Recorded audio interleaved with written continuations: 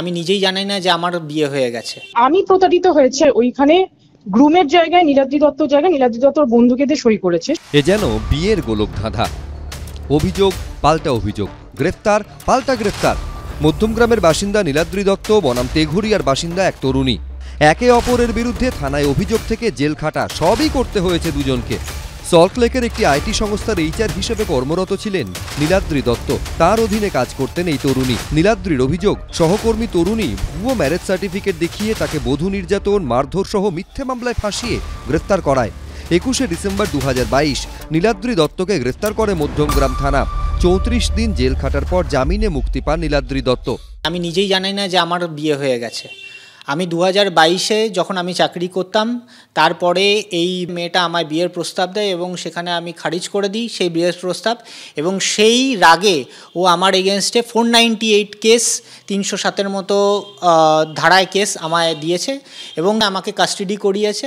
আমি এটা নিয়ে এনকোয়ারি করলাম, তখন দেখলাম যে আমার নামে ম্যারেজ সার্টিফিকেট তৈরি হয়ে গেছে। কমপ্লেনেন্ট বেসিসে পুলিশ ইনভেস্টিগেট করে বলে যে আমার এগেনস্টে আমার নামে অন্য কোনো লোককে বসিয়ে আমার ডকুমেন্টস ফর্জ করে সেই জায়গা থেকে আমার নামে ম্যারেজ সার্টিফিকেট।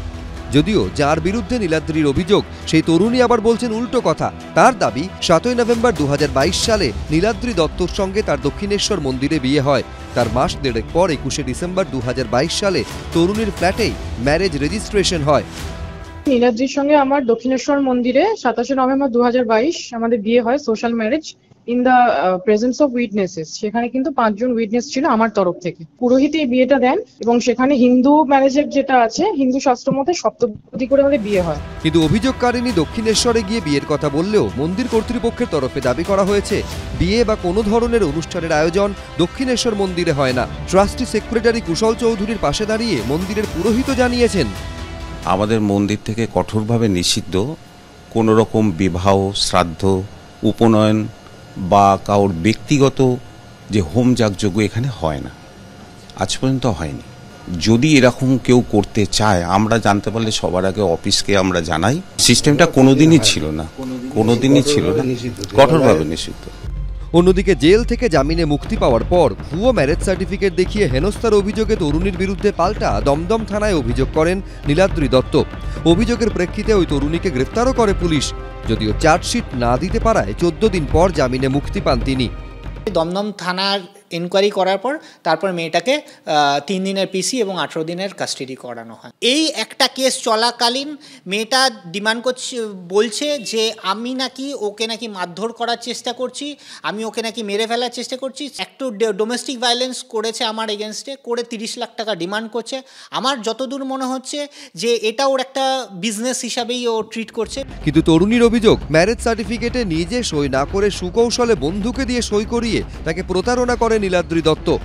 আমি প্রতারিত হয়েছে। রেজিস্ট্রেশন হয়েছিল কিন্তু সইটা নীলাদ্রির ছিল না, যেটা আমি পরে জানতে পারি। আমার ফ্ল্যাটে আমার যে ঘরটায় আছে বেডরুমে নীলাদ্রি সবকিছু হোতা হয়ে করেছিল অ্যারেঞ্জমেন্ট, কিন্তু সইটার জায়গায় আলটিমেটলি নীলাদ্রি ওর বন্ধুকে দিয়ে করিয়েছিল।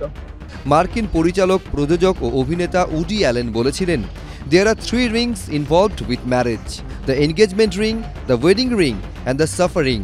নীলাদ্রি দত্ত নাকি এই তরুণী? কে সত্যি বলছেন আর কে মিথ্যে? পরিস্থিতি যা দাঁড়িয়েছে তাতে গোটা ব্যাপারটাই এক আশ্চর্য ধাঁধায় পরিণত হয়েছে। পার্থপ্রতিম ঘোষ, অর্ণব মুখোপাধ্যায়, ABP আনন্দ।